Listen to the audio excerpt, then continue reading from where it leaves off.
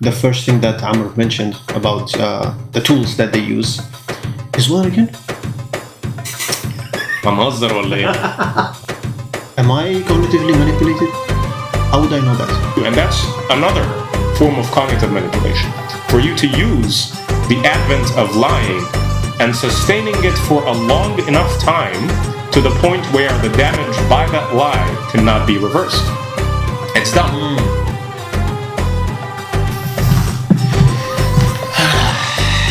السلام عليكم.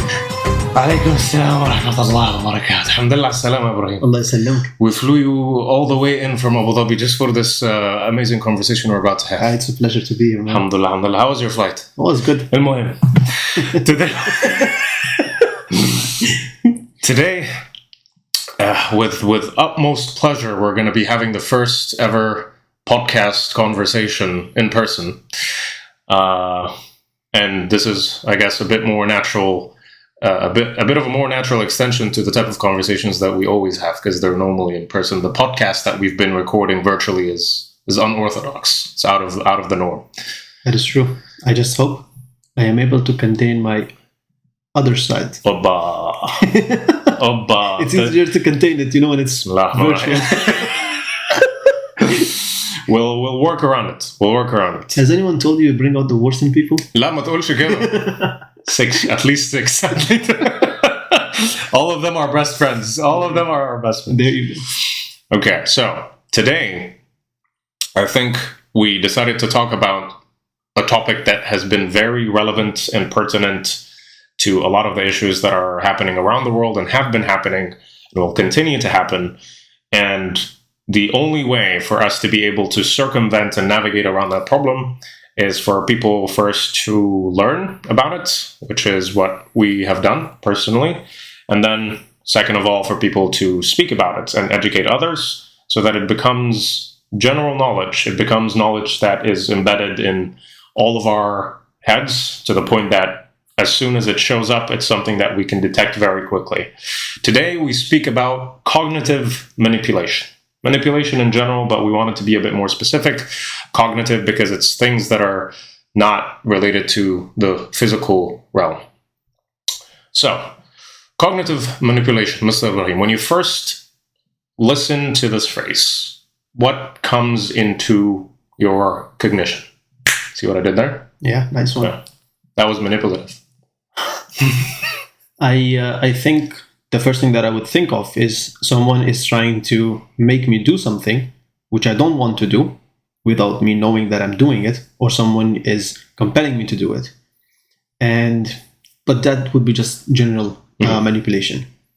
The cognitive part is probably something has to do with the way I think or I perceive things, events, my surroundings, those types of things. Why do you think someone would be interested in doing such a thing? It's a good question. I think I've been raised to think that thinking in general is really good, but it seems like it's not always good because there's a certain way of thinking, and certain people would want you to think in a certain way.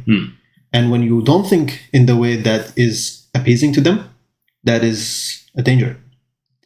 A good example of this would be think about the West and their narratives and the way they perceive things. So, for example, the idea of democracy. That's something that it's a value that they hold dear, but it certainly doesn't mean that anyone around or everyone around the world would hold it dear in the same way. But it's just generally thought that democracy is good and every other system is bad. Could be true, could be false. But the fact that they are making us think and accept it in that absolute way is something that I think is maybe a bit disagreeable. The default way of life, almost to the point that you cannot even begin to consider other alternatives. It's immoral. All right. I think an interesting example that came up during the COVID years was a comparison of the way that the US in particular compared to China addressed the pandemic and the challenges.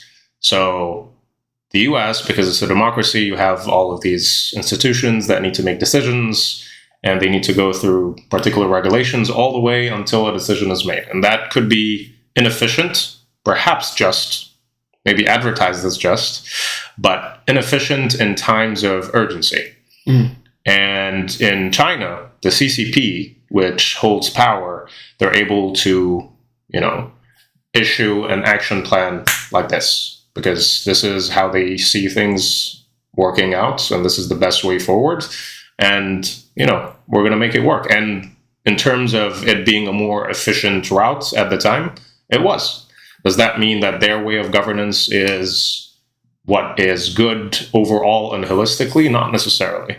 But it also opens up room for the question, is what we have been fed in terms of the ideal, is it ideal universally? Is it ideal in all situations? Is it ideal for every type of people? Or, are there people that are more primed to accept a certain type of governance, a certain type of ideology? And this doesn't just extend, or it isn't exclusive to the idea of political governance. It could be extended to so many other ways. It could be the way that you think about your own self.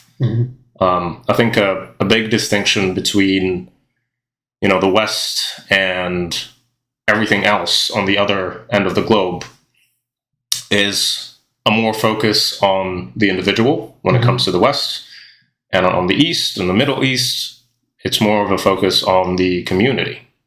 And if you're someone that believes that, perhaps it's fine to risk your own well-being for the sake of the community, be it your friends, your family, or your neighborhood, if that's something that you hold dearly and you believe in, but then you see another culture that's trying to stray you away or divert you away from this type of thinking, you might think, okay, maybe what we're doing or what we've been doing has not been good along the way, because this great power is telling me somehow, be it directly or indirectly, that this is a better way to go forward. Okay, I'm going to interject. I'm a bit confused. Yeah. So let this be the backdrop of what we're going to discuss. We are highlighting the differences between certain political systems in respect to democracy, for example. But my question is, what does this have to do with cognitive manipulation? That's a good question. And so that's the interesting thing about cognitive manipulation, because it extends across the board. It could be used and weaponized for anything and everything if done the correct way. If you hire the right scientists and psychologists to study the type of impact that you want to have on a certain type of people, be it, for instance, to demonize a certain way of life so that your way of life is the one that is adopted and accepted, and that could bring upon economic advantages, for instance. If what you believe in is globalization, and you have another economy that believes in keeping things local, keeping things closed upon themselves, and not collaborating as often as, all these globalized states would like, you can form a team of people to make it less desirable to be this local, self-sufficient, sustained community. And there's advantage to you as someone that is in the global system, or someone that controls the global system, to have as many open states that are not independent fully and are not self-sustained. Okay, I think you will have to give me an example, because it's not that I disagree, but it's a bit difficult for me to comprehend this. Let me put it this way. Am I cognitively manipulated? How would I know that? Is there an example? I think I can stray away from what I've been talking about to give a better example, to as a litmus test to see if one is being cognitively manipulated. That would be good. Let's see. If you're someone that listens or hears something about a particular group of people, and the first reaction that you get is disgust, you might have been a victim of cognitive manipulation. You might have suffered from constant framing of a particular narrative that might objectively be completely fine, but because it was framed to you in a way that makes it seem evil, that makes it seem obnoxious, you by default, without even thinking twice, you think of those individuals as horrible. This group of people is disgusting. Yeah. Okay, I think I'm cognitively. Yeah.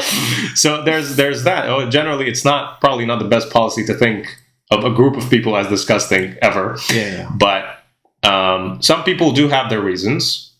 Some people are just plain out racists. Yeah. I that means you're not cognitively manipulated. That's a different problem that you're suffering from. But if you're cognitively manipulated and you hate a particular group of people, that means that you hate them and you don't really know the reason why. Okay, regardless of the reason. Okay, yeah, I think. Okay, I'm going to be open about this because I think everyone goes through a journey of exploration and understanding themselves better. As someone who was born in the 1990s, we had a certain culture and perception about the people around us and the neighbors. I am a Pakistani. Zindabad. And I was born and raised in UAE. The world was a mess in its own way. This was a period after the Cold War and everything else. Mm-hmm. The way we were perceiving the Afghanis at that time, the way we were perceiving the Iranians at that time, the Indians at that time, there are deep scars. And, interacting with the generations before us, they had good reasons to hold animosity against them. But we just, inherently adopted those types of mindsets. Obviously, over the years, you start to grow more tolerant towards those types of things, and you start to gauge things on your own. That's not so obvious. I think it's a good thing that it was an obvious thing in your case, but it's not at all obvious that you should grow more tolerant as the years go on. No, that's certainly not the case. I think interacting with people of different communities, cultures, ethnicities really helped. I have a group of friends; they're very diverse. Traveling really helped, and it opens up your perception a bit more. And I would say now I'm more tolerant because, like you said, you don't just flat out judge a group of communities as bad. People might have good reasons as to why. Yeah. But I would certainly say that there were a lot of people that I hold animosity against without any personal reasons, just because I grew up with it. Yeah. And so, framing could be a cause of that. Maybe some group of people or some behavior, even not just a group of people, has been framed to you in a particular sense to make you feel that it's horrendous. But also, you could have been told that this thing is a danger to you without it even being directly affecting to any of your environment or your circumstances. So if I'm person A in a conflict and you're person B, right? And I'm trying to defeat you in every possible way, it would be in my best favor and my odds and chances to get other people to pile up against you, even though you've never interacted with them. So what I could do as person A is talk to person C, D, E, and F and tell them that the way that person B is, after they've gotten rid of me, they're going to come after you, and you. Oh, perfect. You're an existential threat against all of them. And they might buy it because we're driven by fear. We have a negativity bias as human beings. And so that compels them to get into this, pre-war, I guess, to fight against you, even though you have not affected them in any particular way. Just because I was able to successfully manipulate those people to hate you by default without doing anything. Okay, I think I'm starting to understand, because for you guys who are listening, this was a sudden surprise from Amer's part. He came up with this topic, so we didn't prepare very well with this topic for this topic. So I initially, when Amer started the topic, I was having difficulty understanding what he's saying. But I think now I am understanding the picture you're trying to draw, and some ideas and some examples are popping up in the mind. So I'm just going to throw around, because I think the people who are listening might be reaching the same conclusions. To just ensure that we are not drawing wrong conclusions and we truly understand what you're saying, I'm going to give you some examples. Please. Tell me if those examples are valid in the context of manipulation, cognitive manipulation. Yeah. So let's take US's approach to our region, labeling anyone that they disagree with as terrorism and fighting against terror. Particularly what happened after 9/11, the conflict, the Iraq conflict, and their involvement in Afghanistan and all those types of things. And we've grown through all of that, and now US is out of Afghanistan and everything. Both projects were a miserable failure, and the Americans agree with it. So I think this is a good example of cognitive manipulation, and the example that you gave where you are involving other people because the US felt compelled and they found enough reasons to invade Iraq and Afghanistan for years, decimated both countries and their economies, which they're still suffering and they're not recovered from it. 1 million people were murdered in Iraq. And it was justifiable enough that no one from the UN actually opposed them at that time. The entire world was like, yeah, you have the right to do that.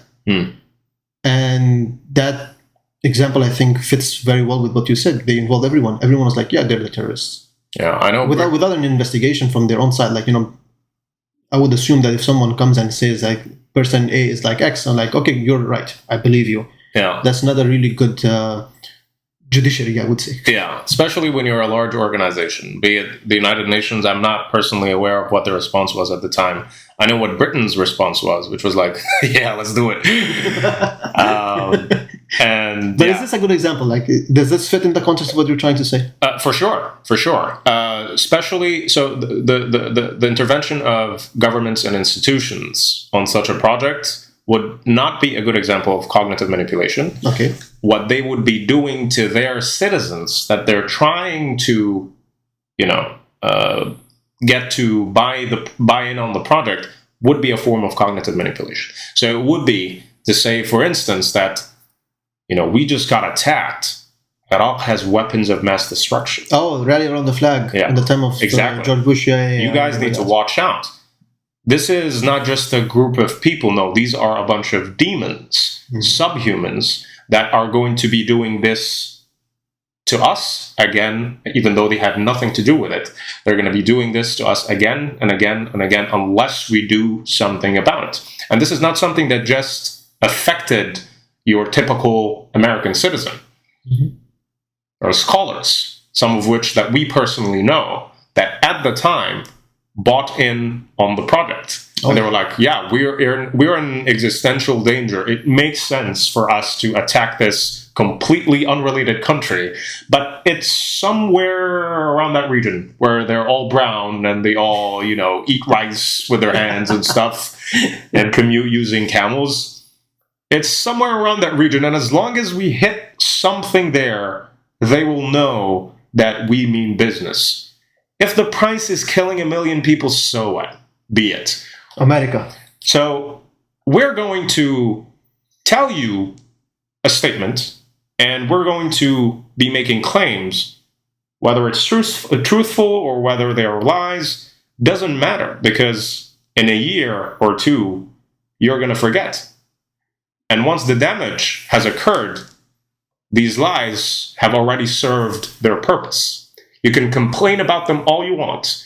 You can talk to the United Nations. You can ask for resolutions to do this, this, and that. But the people have already been murdered. What are you going to do? And that's another form of cognitive manipulation.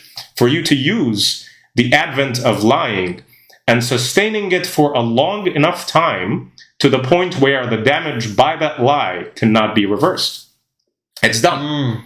What can you do after I've achieved what I wanted to achieve with that lie? Okay, it turns out that it was a lie. Okay, and then? And that's exactly what they did with the Iraq War. Yeah, right? Everyone, precisely.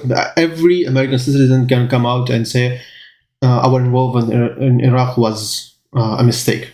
And the government is like, yep, we agree. But okay, what's the point? Thank you. Yeah. I appreciate you going back on your word after killing 1 million people, children, women, and alhamdulillah. Alhamdulillah. Okay, so tell me about this. What are some of the tools, obvious tools, that we can be conscious of, that those who want to use cognitive manipulation, governments, be it governments or any other entity, who has authority. I'm assuming you need to have certain level of authority, but you want to be ambiguous about it.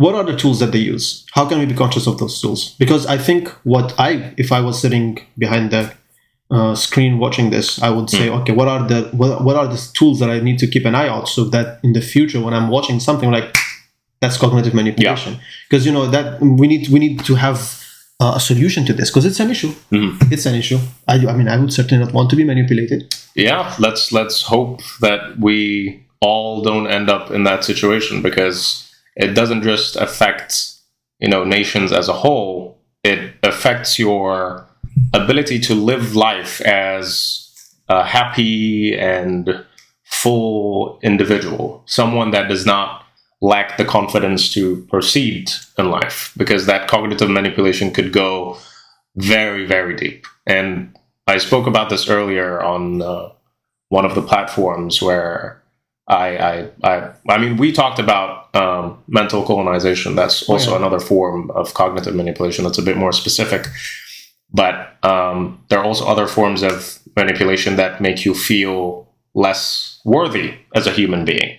And so instead of trying to focus on, framing a particular type of people in a horrible way, or telling lies about a certain situation to make you think differently about it, I could just attack the people that are going to be receiving that information and not worry about everything else. It would be a very powerful move if you do both of these approaches. But you could instead focus on the receiving end of those people. So for instance... Yes, اديني مثال. هديك مثال. Yes. بص. Imagine that you are someone that have been convinced that your leaders and your ancestors have been nothing but barbaric. Oh yeah, I can relate to that. Can you? Surprising. I've been hearing it all along. You're brown enough to relate to that. You're brown enough. You're on the scale. I don't know why I know of it, and it feels personal, even though I'm not an Arab. But I've seen it enough times to believe, even though I've been living in UAE, that Arabs are barbaric. Like, wait a minute, no, I live here. They're not barbaric. Yeah. They're the nicest people that I know of. Alhamdulillah. But yeah, okay, so that's a good example. Yeah. So imagine that you've been taught that, be it through movies, through repetitive conversations and intellectual dialogue, whatever it is. You've been taught that your ancestry has been barbaric, contributed nothing, and has done nothing but cause problems for the entirety of the world. How do you think that will make you feel about the way you proceed in life? If you believe, just like a neural network. I mean, neural networks are based off of our brains in a way. The type of data that you give it predicts the type of behavior that it's going to exhibit after. Oversimplified, but yeah. Yes. That's exactly what it is. So if you are told that this has been the behavior of your ancestry throughout these centuries, it's very difficult for you to expect yourself to behave differently. You might find these, anomalies that come out every now and then, but the general populace of people will continue to behave in the way that it has been advertised to them that their ancestors have been. And so if that advertisement happened to tell you that you guys don't do science, you guys contribute nothing, you cause problems, you're barbaric, you're going to be like, what the hell? My ancestors were horrendous. Okay, I hope I do not turn into them, and let me try to be as close as possible to the opposing culture all the way on the opposite side that has been trying to manipulate me so that I am not condemned in the future in the same way that my ancestors did. So I'm just going to be senile, I'm going to be docile, and I'm not going to do anything that's a bit outrageous and try to do something different. I'm just going to stay next to the wall so that I'm not condemned as a human being, merely for existing. Okay, look, I'm going to be critical. Please. This is a big claim. Yeah. Well, how do you support it? I mean, assuming that you are right, which I want to believe you are. Yeah. That someone, what's the gain? Why would they want me to go? Why would they go to that length? Yeah. Into programming me to hate my ancestors? I'm oversimplifying what you've just said. Don't think that I'm putting words in your mouth. I know you didn't say hate my ancestors. Yeah. But why would they paint that negative picture about my ancestors and then make me follow the culture, their culture, and become like them? Like, why go through all of this? What's the gain? And proof what proof do you have that they're actually doing this? Because it's at this point it's just a matter of belief. It's it's a matter of belief, and at the same time it's a feeling. Like, I feel like as me, Ibrahim, growing up and being exposed to the culture that I was in, and then traveling to the US and being in the society and everything else, I feel like there is some truth to it. But I need some objective proof, even if it's just one, to make the statement more solid. Spoken like a scientist. And let me return that with a question. Where does your laptop come from? Who designed your laptop? Well, I have a Mac, so it's from the US. US, okay. Who designed your washing machine? Hey, I have an LG washing machine. It's Asian, okay? Okay. Your microwave, your iron, your bed. Okay, I see what you mean. Yeah. Are these things that have been created locally in the UAE? No, most of them are imported. Okay. So you live in a society that depends highly on imported goods, right? That's good for the economies of these countries. If you ensure, as one of those, amazing economies that are exporting things to countries in the Arab world or the Middle East in general, if you're exporting these goods, that's great for you. And as someone that can afford to import for now, it's an easy equation. I have the money, you have the goods, give it to me, and we'll move on. This mindset ensures that you continue to be a consumer and never convert into being an innovator. Someone that can create things to be able to sustain the economy of your own country, your own state, without having the need to depend so immensely and so highly on the technologies outside of your scope. And you cannot design them in the way that you would like to, be it a hard technology like I described, or be it a software such as YouTube or Instagram. If you want to design these things, you do not have the ability to do so, because you have been accustomed to be a consumer for all these years, and you have let innovation brush off under the rug because you thought it was convenient, because you had the money to buy these technologies. But at some point, there will come a time where you need to innovate, and you realize, damn, I do not have the faculty to do these things because I've depended on people for so long. Oh my God. There are two problems that are just popping up in my mind. Yeah. One is that if you become complacent to this, one of the issues is that when you don't innovate, you don't have multiple ways to solve an issue. If there are many ways to solve an issue, because culture has an effect. If there is a problem, the way I would find the solution to that problem might not necessarily, as a Pakistani, might not be necessarily the same as an Arab would find it, just because the culture and the way we grew up but they would both lead to a solution. Just like, when you are solving a complex equation, there are many ways to get to the right answer. Yeah. It doesn't necessarily have to be one. But since we are all importing that answer, we just all have one answer, we don't have another answer. And that's one big problem. The second one is that it's a type of a soft power. We are relying on them, like they can control us in a way, because we're heavily dependent on them, and it's not going to affect just the fact that I don't have a laptop. It goes deeper than that, right? It's going to affect the technologies and the ideas and the strategies we use in building stuff, in military, everything. It's a big closed loop whose effect is only making you grow more dependent and making you further stray away from the things that you want to keep in your culture. Because for you to be able to accommodate these technologies that come with their own cultural biases, such as watching Netflix, for example, you're going to have to abide by the fact and be tolerant of the fact that your kids are going to see nudity every now and then. It's just the way the app was developed. Excuse me, it is artistic nudity. Okay? Of course it is. Of course it is. even and no, this is like a really important issue on a platform as common as YouTube, for instance. A friend of mine, this was back when I was in the UAE in Al Ain.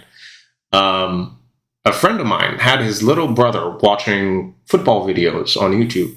The guy was like 4 years old. And then out of nowhere, there was some form of glitch in the system. Glitch, I don't think it was. But it's obvious they can track when a child is watching, because I think it's easy to be able to find the age demographic of your users. Now with the immense power that the algorithms have in terms of predicting, they can tell, give or take, what type of demographic you're looking at. And so it would be very convenient to show ads of particular things that you want to show these kids to sway their minds in a particular way. And all you need to do is show it once and then pretend that it was a mistake and apologize for it after the damage has been done. And so after you've been completely dependent on these technologies, and they've imported, or not even imported, they've forced that form of culture that you need to tolerate, you can no longer design things to work for you. This is also reminding you of the discussion that we had when we were doing immigration. They this problem that you are highlighting is what's the word? Which one? Like made it worse, like exacerbated? Yes, that's it. How do you spell it? Oh, how do you pronounce it? Say it again. Exacerbated. Exacerbated? Yes. Yeah. So this problem exacerbated by the fact that countries like the US in particular is very keen on importing immigrants into their country who have special talent. And it's not something like, it's a conspiracy theory. No, it's not a conspiracy theory. It is something that is in the benefit of the US, and they have rules and regulations regarding this. And the US every year imports immigrants into the country because it is a country of immigrants. I mean, the Americans kicked out the British because, read the history and you will know why they kicked out the British, because they did not want colonialism, and it's a country made of immigrants. So it is in their constitution to bring in people. But, if you are going to bring in people, might as well bring the best and the brightest. And for good reasons. But I think that this would just make the matter worse. Yeah. Because, certain countries are built by the hand of certain people. And I think that the innovation that is going on in the US, majority of it is by the diverse people that are in America. It is a country of immigrants. It always has been a country of immigrants. We are here. You are here, Amr. You are an amazing person. You are an imported immigrant. And this is like the US and Canada are also a great example of this. Canada in particular, very recently there's been a form of conflict between Canada and India, and because of things that had to do with immigration policies and visas, there has been a significant drop in Indian students going to Canada, and that has caused an immense problem in the Canadian university program, which asks these Indian students to pay a ridiculous tuition fee, and now these half of their student body that was coming in to sustain this academia economy that depends on foreign nationals coming into their country. Interesting. Now does not exist. And they were like, oh my God, we've always loved immigrants. We've always loved foreign national. Where are you guys? We need you, your money. We need you and your brain power and your culture and your diversity and your money to come with us and build an amazing and diverse nation. Where are you? And so that's also one important thing to mention. Is it perhaps a good idea to entertain by academic institutions in our region of the world, in the Middle East and the Arab world, to perhaps, instead of paying all of this tuition money, which can go up to $500,000 or $1 million in some cases for the entirety of an academic experience, into developing capabilities in terms of institutions, in terms of the faculties that you have, in terms of what you provide for the students, so that you can have a sustainable form of program where your students and your nationals don't need to be leaving your country to get the best education. Why not create the best education at home? I mean, if you have the funds, if you have the money, and most importantly, if you have the will and the vision to do such a thing, maybe it's not so bad to try and implement a more sustainable effort. Okay. Moving on from this. Moving on. I think we've spent enough time on the first example. Just so that everyone can keep track, the first thing that Amr mentioned about the tools that they use is what again? I'm مهزر ولا ايه؟ I'm مهزر. Have you been cognitively manipulated in the scope of the 10 minutes of the first podcast? ما لحقناش يا ابراهيم. No, I think we've elaborated way too much that I lost track of what the first tool was. But I would say that the first tool that you mentioned is ايوه importing. بص الهب اهبط ما تخافش قول هو الكلام بفلوس قول اي حاجه. I'm telling you, ماشي. it's importing. It's making people rely on the ideas by importing people who are innovating and ensuring that the innovation doesn't remain in the society. Yeah.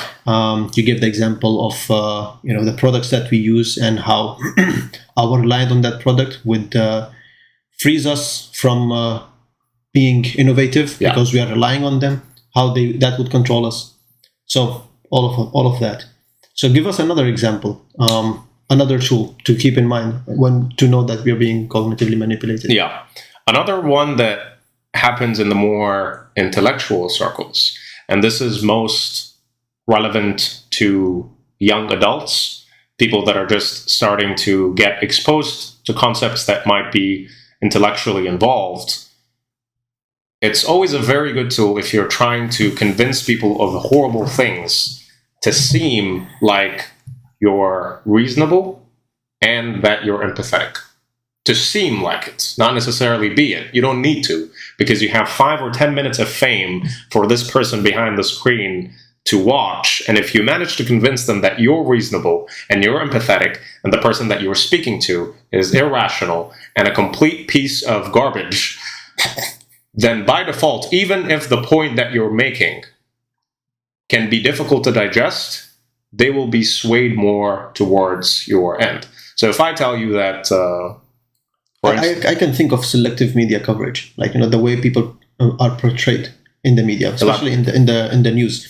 So, for example, the specific example that I would give is how Arabs are perceived in the movies as, again, being barbaric, uneducated, and just rich, which is not the case because it's a big nation. It's just that people don't know about it. Or for example, how... It's a very fun dichotomy. Like, you're either a terrorist or you're really, really rich and you don't know what to do with your money. There's nothing in between. There's no one that just sits down with their family and eats. They have families? A more close to home example is how us Pakistanis and Afghanis and these people, how they are perceived as always terrorists. Anyone who's wearing shalwar kameez, basically, he's wearing a shalwar kameez, he's wearing a head turban, and he's shouting loudly, which makes shouting loudly stuff that no one understands, like saying, as if the entire nation is just made out of ignorant, barbaric, emotional people, which is not the case. So I think that's selective media coverage, where they are just selecting. I'm not saying we don't have those people. We have those people. America has those people as well. Just need to go a bit south. But the entire nation or the entire population does not consist of those people. And I think selecting those people out and just highlighting and showing that to your people is the type of a manipulation that you're doing. Absolutely. It's like for instance, in the US, and they do this often, it's like focusing on the men here in the West as constantly people that, only drink until they're knocked out cold, and they don't care about their women whatsoever. Hangover. Exactly. That's if that's the type of example that you're giving and that you're portraying about your culture, that's what people are going to be thinking. It's just different when you're the person that gets to play the narrative and you are able to paint the picture to the entire world. You do this here and then, but then you adjust the image by plugging in some form of Western superhero that always comes and saves the day, particularly in New York, because no apocalypse in the world ever happens but in New York, in the West Side. So you get to rectify these mistakes. But selective media is absolutely another method. You could be. I think we've seen many of these pictures on Facebook where someone like zones in on a particular scene of an image, and then they're like, who do you think is wrong here? And then you zoom out, and then it turns out that it was the other person that you were thinking of. There are memes about this as well. Yeah, sure. Yeah. So an example of this, selective media is absolutely a part of it, because lying doesn't necessarily mean saying something that is opposite to the truth. Lying could as readily mean hiding part of the truth to remove the picture that the entire truth would have otherwise given you. And that's actually the best type of lie. The best type of lie is one where you have a good portion of the truth, majority of the truth, and then you have something that is a bit off. A good example of this is if someone who disagrees with us takes a small snippet of our conversation to give a wrong, impression of what we're saying. Yeah. If you disagree with us, come talk to us. We're more than happy to have a conversation. Disagreement is always welcomed. Yeah. And it's a tool for progression and evolution. So if you disagree with us, we will welcome you with open hands. But certainly I've been يعني أنا مستحملك بقالي فترة يعني أكيد هستحملهم. You guys think we're friends? Stabbing in the back. ما جاتش عليك. No, but to be honest, it resonates with me because there are many instances where, and again, this reminds me of what you just said. There are many instances where the media will portray something that is absolutely incorrect. And then when people will realize that it is incorrect, there is no official apology or retraction from the media. I mean, when was the last time you heard from a media news or an anchor saying that we gave this news 4 or 5 days ago and it was incorrect, so we apologize about that? Never happened in my life. And that makes me believe like news is always correct. They get divine message. That's a good point. What is happening in that? I mean, I know that there is ethics behind journalism, and someone is all journalists are angels. No one is incorrect. I mean, who's verifying by that? Yeah, by definition, that's not the reality. And we have gazillion examples of bad journalism and bad journalist reports. Yeah, but never being rectified. Mm-hmm. And even if they ended up rectifying it, too late. Damage has been done. Too late. Justice cannot be administered to the past. It's done. It is done. That's interesting, right?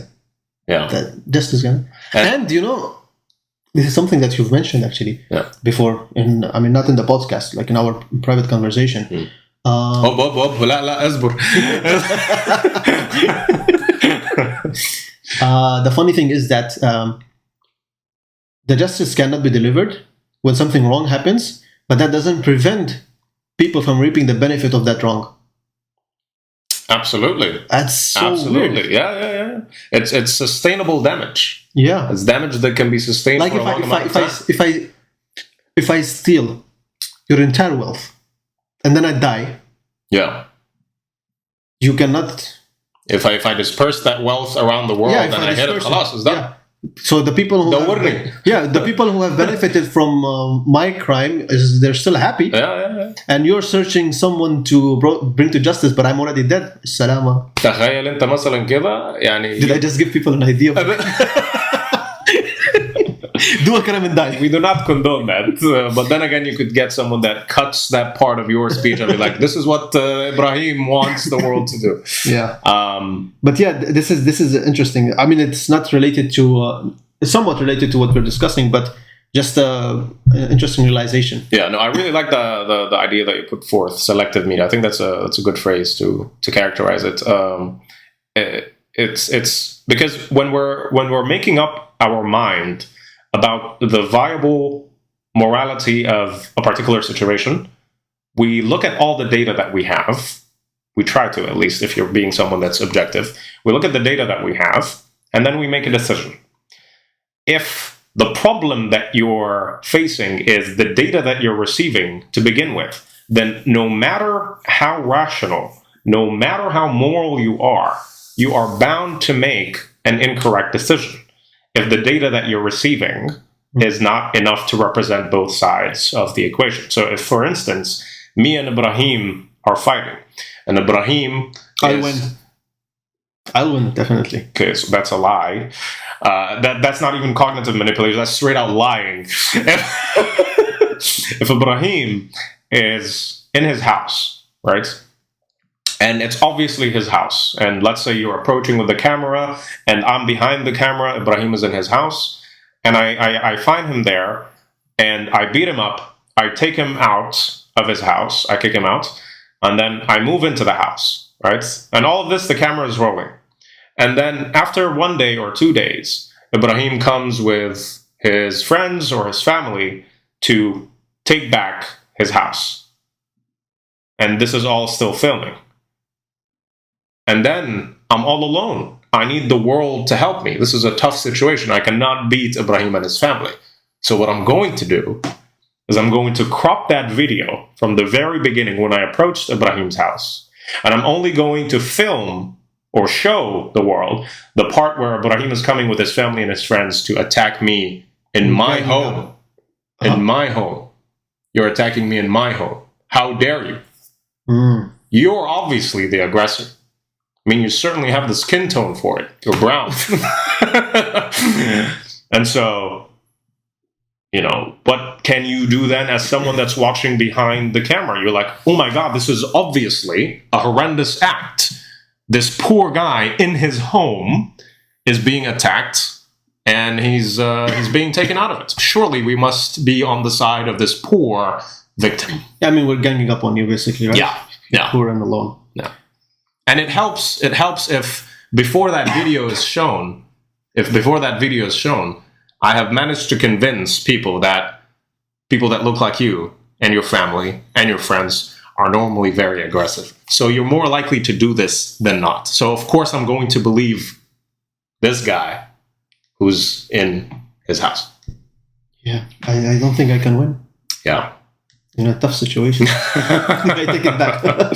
So the only way, I guess, for us and the viewers to combat something like this, there are two ways. No, but before you continue. Yeah, okay. Is this manipulation, or is this just outright lie? I mean, those two things are not mutually exclusive. Okay. Manipulation... Yeah, I mean, to be fair, you just said that lie doesn't mean that complete... to just straight out lie by telling it's a truth and then you hide. And then the other way is just, I'm telling the truth, but not the whole truth. Exactly. You could omit a part of the truth that changes the scenario completely, in the same way that I removed that part where I'm kicking you out of your home. Yeah, fair and enough. Gave it to the world as the truth. I wonder if we've seen something like this. No. No, don't say that.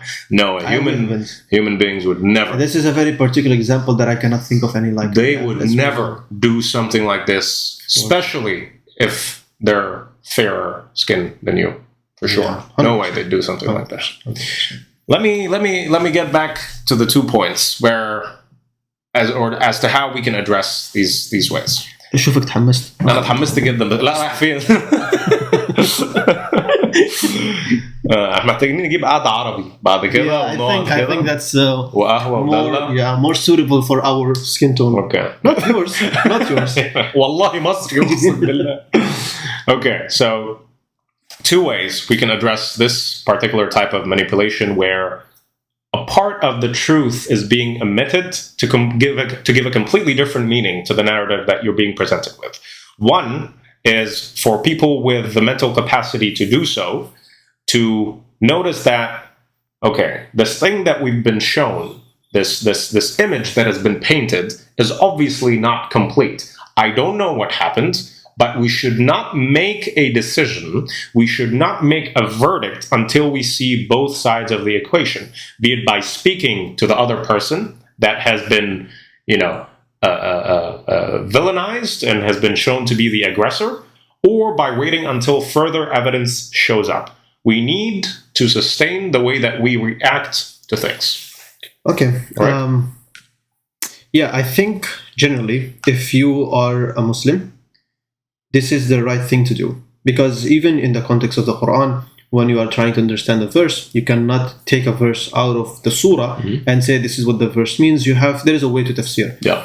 But apart from this, there is a beautiful verse in the Quran that educates us as Muslims to practice this behavior, where Allah says, أعوذ بالله من الشيطان الرجيم يا أيها الذين آمنوا إن جاءكم فاسق بنبأ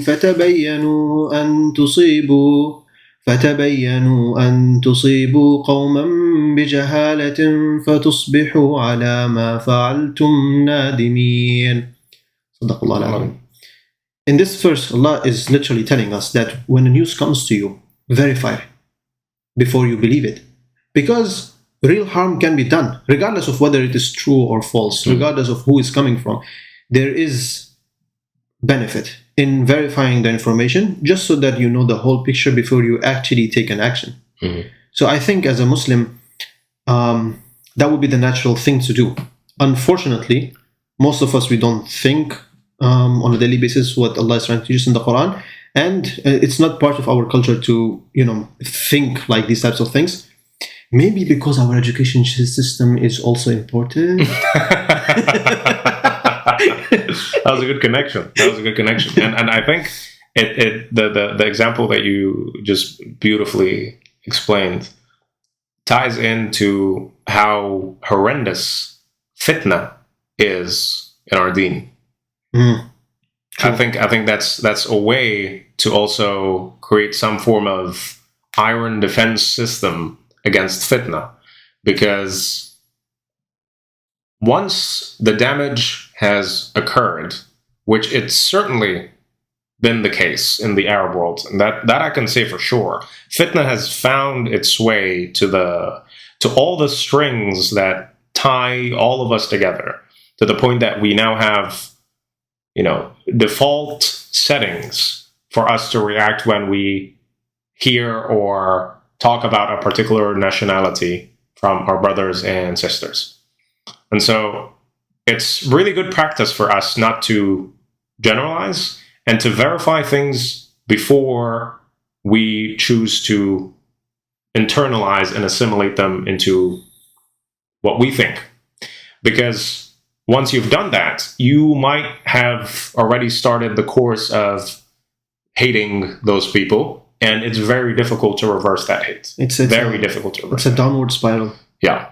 And again, like I want to emphasize, and I spoke about this before again on Instagram, how important it is for someone that is trying to ensure that you have no pathway to development. It's important to make sure that this fitna exists between you and your neighbors.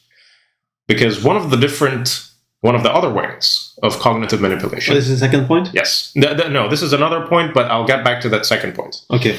Another point of cognitive manipulation that relates to this is the idea of divide and conquer. Oh, yeah.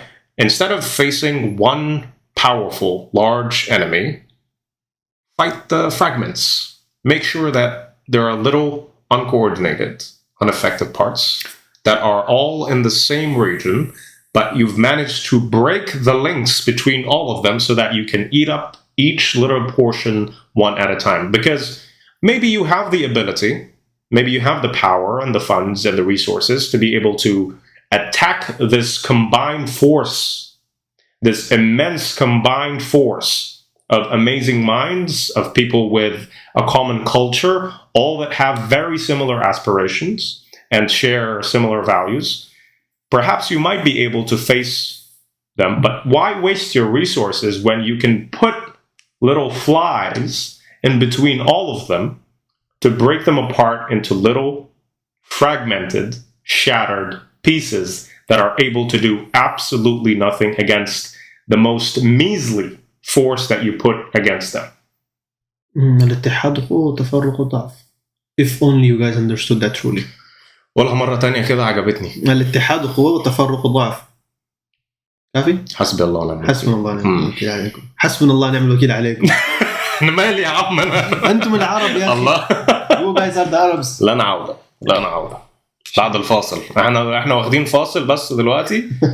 Let us finish the commercial break and you'll see something else. ولا إيه؟ إن شاء الله. بإذن الله. Okay, what's the second point? The second point that relates back to figuring out when someone is omitting part of the truth to try and manipulate you is to become competent enough to learn history and to note and to be able to do something like this. What's the word? By default, to do it by default in a way that doesn't require too much effort, so that when you are exposed to it, it's not something that you've seen for the first time. You know the history of this particular player. It's like, let's say Is it a habit? Yeah, a habit is a good way to say it. A habit of being able to distinguish it from the other, from normal behavior, from truthful behavior. So if, for instance, let's say I'm Barcelona, okay, and I have a game against Real Madrid, and I've played as a manager of the team of Barcelona, for instance. It would be a good idea for me to look at all the other matches that we've played against them, and to look at recordings of these matches, even against teams that are not myself, to learn as much as I possibly can about their behavior as a team, so that I can be better prepared. So that as soon as I see whatever player doing, this form of tactic, I know how the other players are going to react, and then I prepare myself and my team to react in a particular way. This could be embedded in the formation of the team itself, or it could be in how I exchange or substitute players in the actual match. So by exposing myself to the history of that team that I'm playing against, I am better able to react and to discern when they're about to make a particular move. I mean, good example, terrible example for me because I don't know anything about football. ولا انا بس ما انا بقول لك برشلونه وريال مدريد، يعني انا مش عارف مين بيلعب في ريال مدريد دلوقتي بعد ما كريستيانو مشي. Okay, fair enough. So you've given us some of the tools and في كمان واحده. Because I spoke about it very briefly, but I didn't get to expand. I mean, the more the merrier. So I wanted to expand about the idea of the people that feign or pretend that they're empathetic and rational. Okay. Yeah.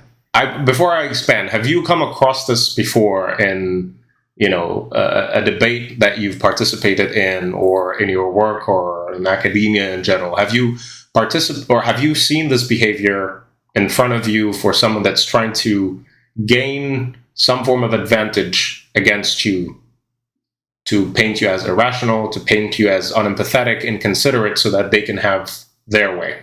And there was a group setting, for instance, and both of you were trying to convince people of something, and then they were using that tactic to be able to convince others.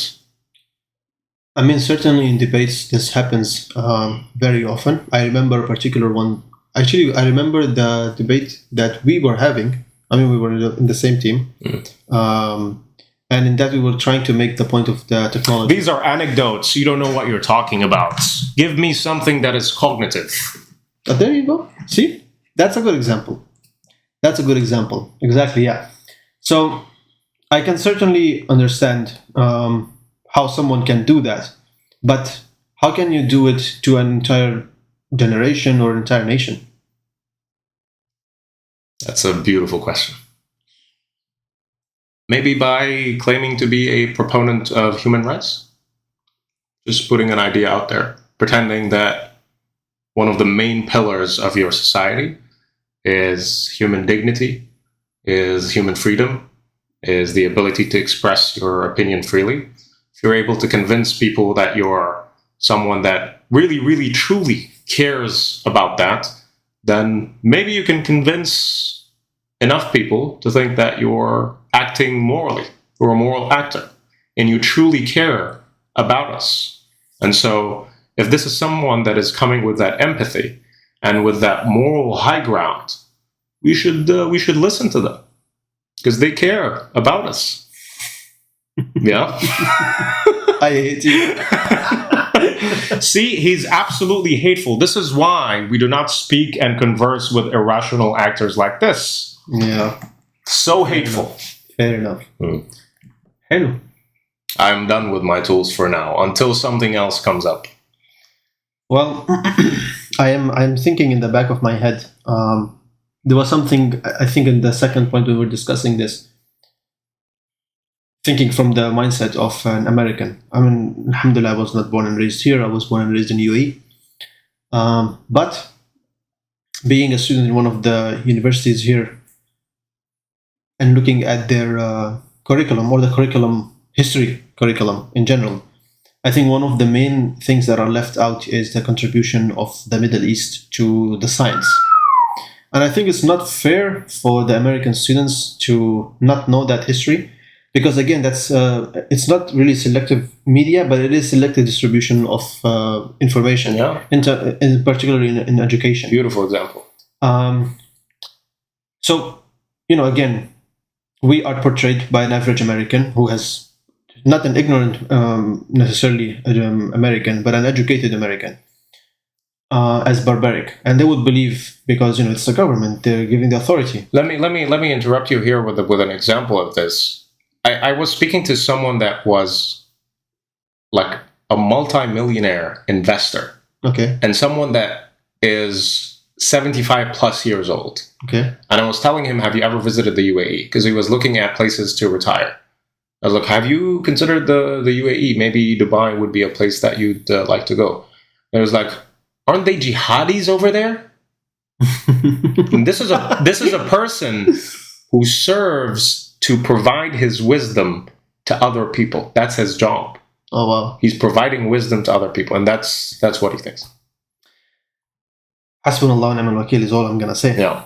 But again, going back to what I was saying, that mindset and that perception that people have, an average American has about the Arab region, is so unfair, because the reality is that if anyone is being fair with the history, there is a lot of contribution that science has done. There is a lot of contribution the Arab has done in the realm of science, to the point that any honest historian will have no doubt, as long as he puts his ego on the side, to admit that the foundation of the science has been done by the hands of the Arabs. They're the ones who created algebra, they're the ones who created chemistry, they're the ones who created medicine, physics, medicine, surgical techniques. Yeah. The sad reality is that everyone in my country, Pakistan, and the surrounding countries, be it India, China, Iran, Afghanistan, Bangladesh, and other Asian countries, and everyone in the Arab countries where I was educated, knows the name Newton and Einstein. But few of us even know the name of Al-Khwarizmi, Ibn Sina, Razi, Ibn Haytham. Yeah. Let alone the people. I mean, if we don't know those names, why would the Americans know them? And it's such an injustice, such a deep injustice. Yeah, and just to be fully fair, so that we're not constantly critiquing external factors to the way that we have been over the past, couple of decades, because everything is changing now. It's also important to look at the way that we perceive the sciences. I mean, I think we spoke about this before, but when we were at university and we decided to go into science, people were asking, like, what? Biggest mistake of your life, they said. What is that? Like, what are you going to do with a science degree? Be a teacher? A high school teacher? Oh. As if being a high school teacher is bad. Horrendous. But I mean, the perception about science as a career, as an occupation, is something that is looked down upon because it seems like it has no future, no contribution. when in reality, the scientists are the source of innovation in that society. It shows to you how little we care or cared about innovation. it's you're glorified if you're an engineer or a medical doctor, both professions which are extremely respectable, but they're in the consumer business. They're not in the innovation business. That's true. Of course, you'll have anomalies of engineers and medical doctors that innovate, but that's not generally the case. Not generally. That's true. Scientists, their job is to push for innovation. Their idea is to find new ideas that could give your society an upper hand when you're in the common global playground where you can IP your own idea and sell it to different nations. Where you can what? IP your idea. Like you have your idea and then it's yours legally. What's IP? Intellectual property. You can have it as your own and then export it to other nations. So instead of having all these things that you're importing, maybe you can export something in the future. If you don't know what intellectual property is, you should definitely look it up, because apparently you can protect your idea and sell it. Just an idea, not a product. Just like a product, you can protect your idea and sell it. طب أنا بفكر إن أنا عايز أكل No, not like shawarma. that. No? It's a new idea, an innovative idea, an idea that no one else had. بفكر إن أنا أكل شاورما من غير توم. حلو. بالكاتشب. Yeah. if you think that's a valid answer, you should definitely look it up, because that's not a valid answer. Okay, let me throw it at you another question that I think would help me understand this better and sort of wrap it up. Mm-hmm. What can I, because when you were talking about cognitive manipulation, you were talking about stuff that is happening, and when you gave us the 3 tools, you were giving us specific examples as to the tools that they use to cognitively manipulate us. Good. This is them versus us. Okay? But if we narrow the us down to me, tell me what I can do at an individual level to combat this, besides the obvious, which is educate yourself more and read more, because the more knowledge you have, the better equipped you are to distinguish between what is the truth and what is manipulation, lie, or misguidance. But apart from that, what do you think we can do at an individual level? And I would like you to answer this starting from your own personal journey. Like, how did you become interested in this topic? Like, what made you think about this? What was your journey into this? What did you do in that journey? What steps did you took that help you, discern and distinguish between, okay, how I should be looking at this? What is exactly happening around the world? Thank you very much for that question. That's a beautifully phrased and framed question. And before I get to the answer, I just want to make it absolutely crystal clear. And we've done this before, and I'm going to do it again. When we're talking about us and them, this is not an idea of us being, hateful of an entire population or dismissive of a culture, of a group of people. Not at all. We are trying to put these ideas out there against the people that are actively and proactively trying to do harm to our communities and to do harm to our societies, our values, and our culture, development, and innovation. These are the people that we're combating.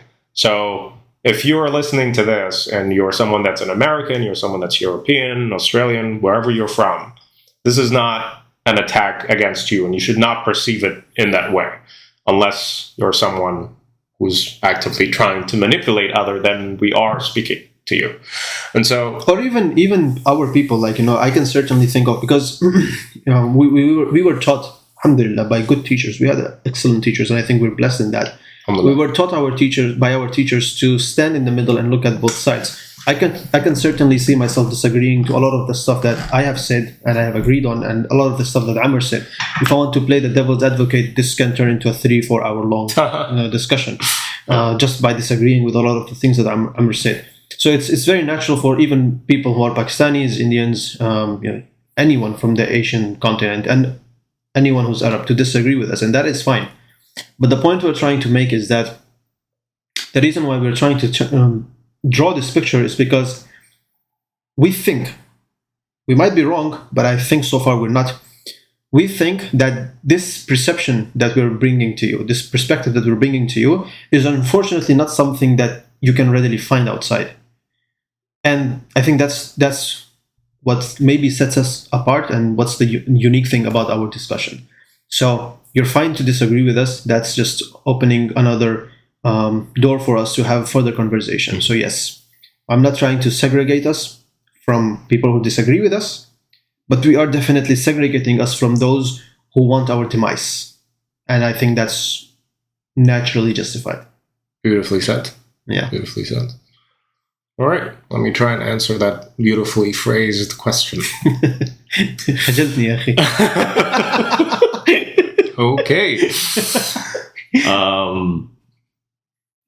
So my journey to become more aware and more sensitive to things like these started with a book, حوار مع صديقي الملحد, Dr. Mustafa Mahmoud.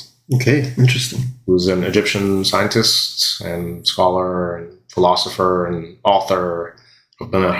Is this a controversial book? Some people might deem it so, but a lot of the people would actually look at it as more of a religious book, depending on who you are. Okay. حوار مع صديق الملحد is framed as a conversation between some person that's religious and someone that's an atheist.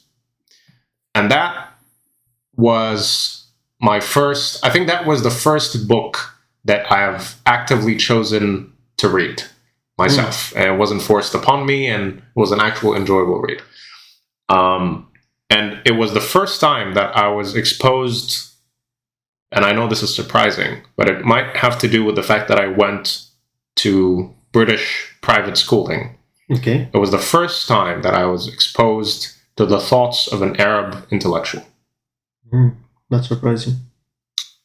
Because not only was I not provided that form of example in school, but on YouTube when I used to watch debates, because I've always been in debates, it's always people that are non-Arab, non-Muslim. And that's where all the amazing intelligence seemed to be. You were probably thinking, oh my God, that was that intelligent?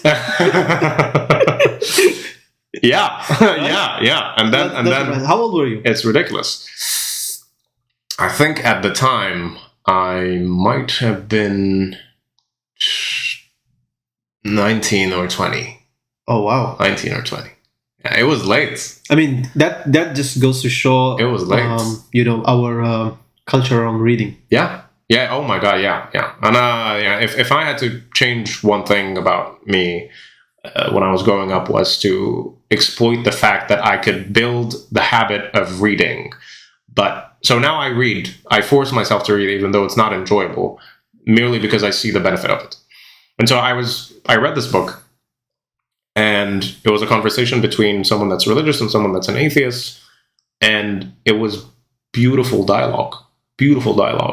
And for one of the first times ever, I was exposed to this, really cool way of civil discourse and dialogue between two individuals on the papers of a book that were not Western. Can you get me that book? Absolutely. And when I saw that example, not only were the ideas in the book pretty remarkable, but the fact that I saw this contention of ideas between one another and how they interacted with one another and how that made me feel and how it changed my perception about either of those ideas that I might have been exposed to before, because now I see them in the context of each other, which changes everything, as opposed to seeing an idea completely siloed without an opposing force to poke at it and see what holes exist in that idea. And so that encouraged me to be extremely open about having conversations with people I disagree with. I encouraged it, as a matter of fact, Because once I have that conversation with someone I disagree with, one of two outcomes are going to exist.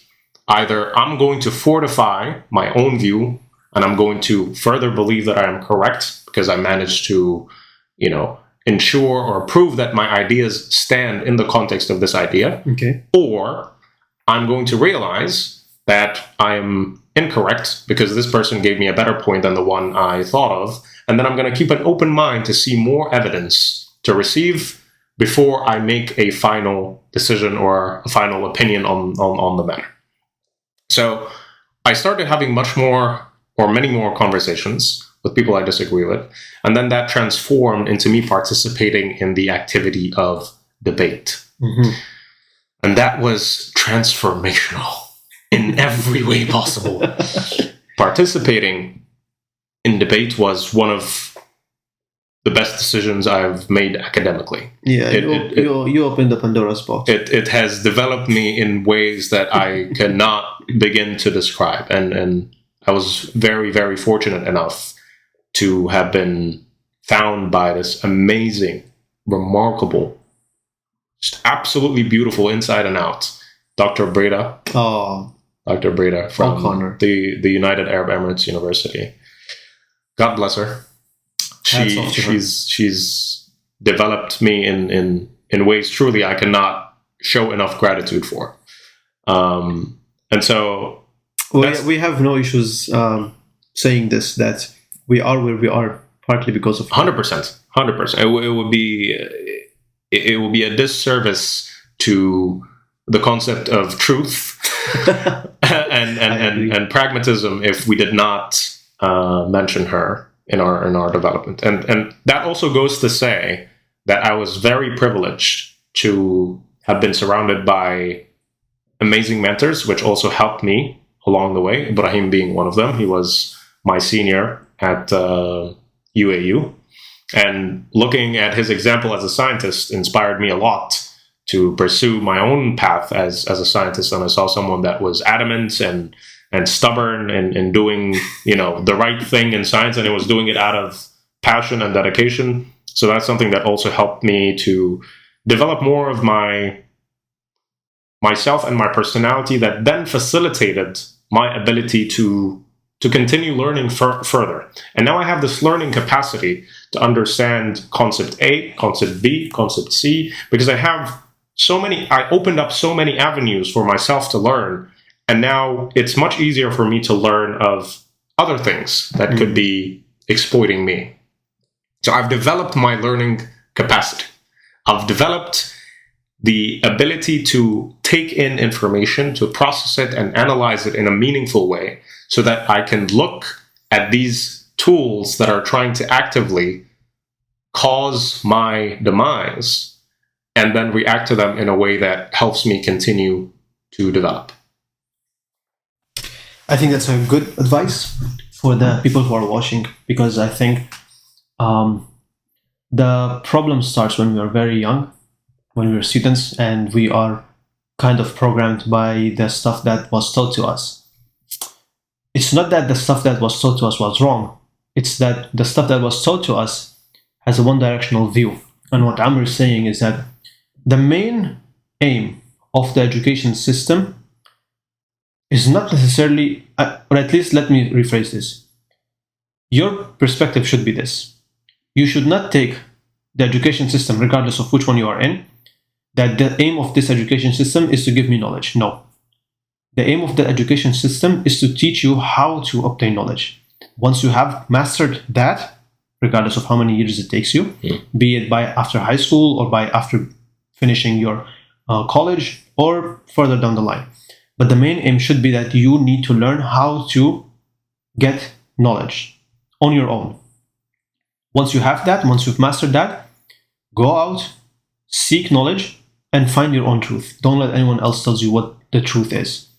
Once you start doing that, I think that would expand the horizon of what is out there. And I think that's what our main message would be for everyone who's listening and they're interested in finding what should be done at an individual level.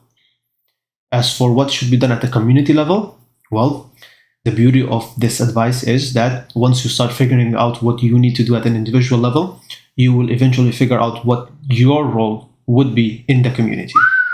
My man sent you guys back with homework. Wow. Personal project. I like it. This is new. Yeah. Are we giving them credits for completion, or?